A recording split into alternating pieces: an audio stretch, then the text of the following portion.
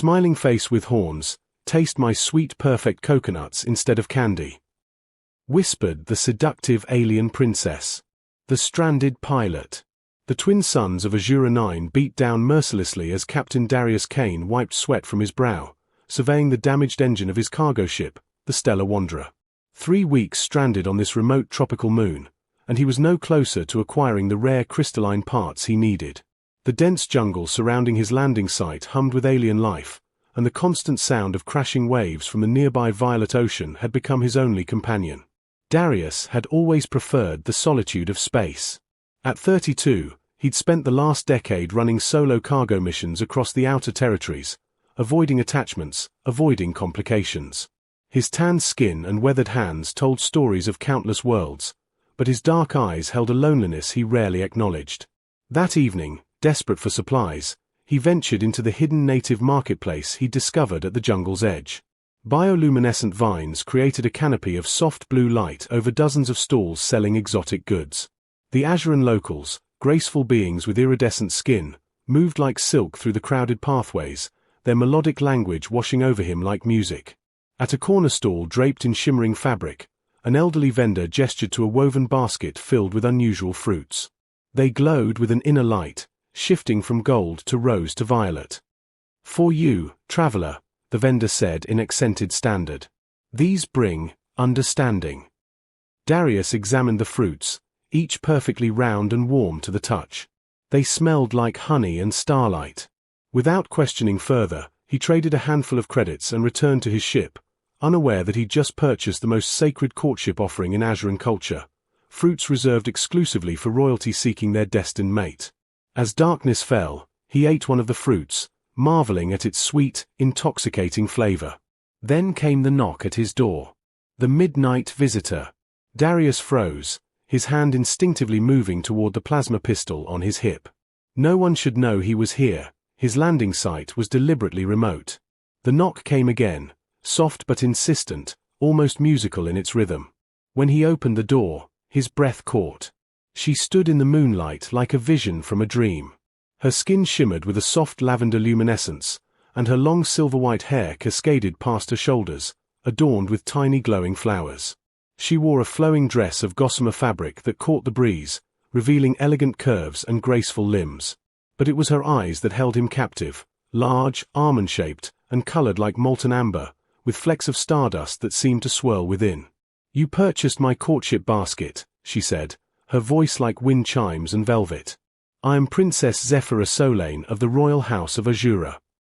Her lips curved into an amused smile. "And you, human, have just declared your intention to court me according to our oldest traditions." Darius's mind raced. I didn't know.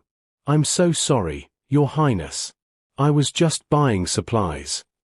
"Peace." She raised a delicate hand, her fingers long and elegant. "I'm not offended. I'm curious." She tilted her head, studying him with those hypnotic eyes. "When the sacred fruits called to me, showing me the one who claimed them, I expected to see one of my own kind. Instead, I saw you, a lonely traveler, far from home, carrying sadness like cargo." Without invitation, she stepped inside his modest cabin, her presence immediately transforming the space. The air seemed to warm, carrying the scent of exotic blossoms and something uniquely her. "May I stay? Just to talk?" Darius found himself nodding, closing the door behind her. "I have questions." "And I have time," she interrupted, settling gracefully onto his bunk, her dress pooling around her like liquid starlight. "My ship is hidden nearby. I've been avoiding my own people tonight." Forbidden connection. Running from something? Darius asked, leaning against the opposite wall, maintaining a respectful distance despite the magnetic pull he felt toward her. Zephyra's luminous expression dimmed slightly. "Running toward something, actually. Freedom."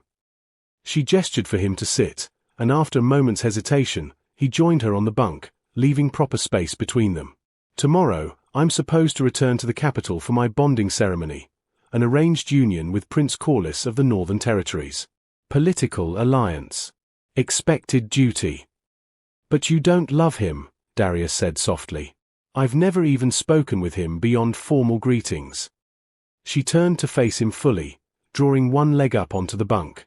My people believe destiny chooses our mates, that the universe itself guides us to our perfect match. Yet my parents would have me ignore destiny for politics. Her amber eyes locked with his. Tell me, Darius Kane, do humans believe in destiny? He was startled that she knew his name, but then remembered the fruits were supposedly sacred, connected to their magic or technology or whatever guided her people. We believe in choice, he said carefully. We believe people should decide their own futures. How wonderfully rebellious. Her smile returned, warmer now. She reached into a fold of her dress and produced a small crystalline flask filled with milky white liquid. Since you've already tasted the courtship fruits, let me offer you something else from my world.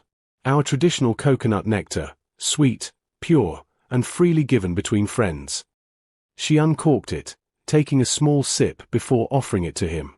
Their fingers brushed as he accepted the flask, and a visible spark of bioluminescence danced across her skin where they touched. Darius noticed her slight intake of breath, the way her pupils dilated. He sipped the nectar, impossibly sweet, tasting of vanilla and starlight and something indefinable. Dawn's decision. They talked through the night, sharing stories under the glow of Azura 9's 3 moons that streamed through the cabin window. Zephyra told him of her childhood in the Crystal Palace, of learning to read the stellar currents, of dreams she'd never dared speak aloud. Darius shared tales of Earth, of the accident that took his family and drove him to the stars, of the hollow places in his heart he'd tried to fill with distance and solitude. Somewhere around the 4th hour, they'd moved closer, sitting side by side with their shoulders touching. When she shivered, he draped his jacket over her luminous shoulders. When he grew quiet, lost in painful memories, she rested her head against his shoulder, her presence a comfort words couldn't provide. The courtship fruits don't lie, she whispered as the sky began to lighten. They showed me you because you're meant for me, Darius. I feel it in every fiber of my being. She lifted her head, turning to look at him with those impossibly deep amber eyes. In one day, I'm supposed to bond with a stranger for duty. But tonight, I've found something I never expected, genuine connection. Darius cupped her luminous cheek gently, his calloused hand dark against her glowing skin. Zephyra, I'm nobody. A cargo pilot with a broken ship and no home. You're a princess with a kingdom waiting. A kingdom that would cage me, she interrupted, leaning into his touch. Unless I claim my throne on my own terms. She placed her hand over his heart. Stay with me. Help me stand before my people and declare that I choose my own destiny. That I choose. She didn't finish because Darius closed the distance between them, pressing his lips to hers in a kiss that felt like starlight igniting. She responded with equal passion, her arms winding around his neck as the morning sun cast golden rays through the window. A new journey begins. When they finally parted, both slightly breathless, Zephyra smiled, a radiant expression that made her glow even brighter. Will you come with me to the capital? She asked. Not as my consort, not yet, but as my choice? As proof that I follow my heart and the true path the universe has shown me. Darius thought of his damaged ship, his lonely cargo routes, the endless cycle of running from connection. Then he looked at this brave, beautiful princess who'd chosen freedom over duty, who'd seen something in him worth fighting for. I'll need to fix my ship, he said, a smile tugging at his lips. My royal engineers will have it operational within hours, she replied, excitement dancing in her eyes. And then I follow you anywhere, he said firmly. If you're brave enough to choose your own destiny, princess, I'm brave enough to be chosen. Zephyra laughed, a sound like crystal bells, and kissed him again, softer this time, full of promise. My people will be shocked. The court will object.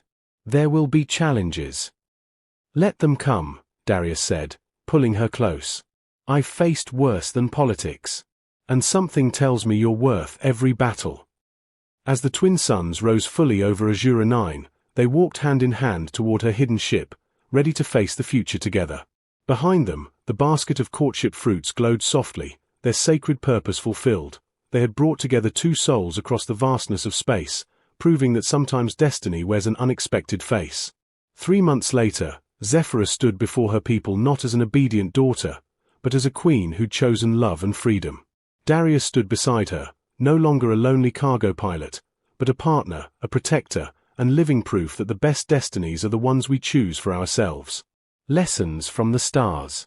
True love knows no boundaries, not of worlds, nor duty, nor expectation. It simply is. The bravest choice is always to follow your heart, even when tradition demands otherwise. Sometimes the universe brings us exactly what we need in the most unexpected package. Real connection isn't found in obligation, but in the freedom to choose and be chosen every single day.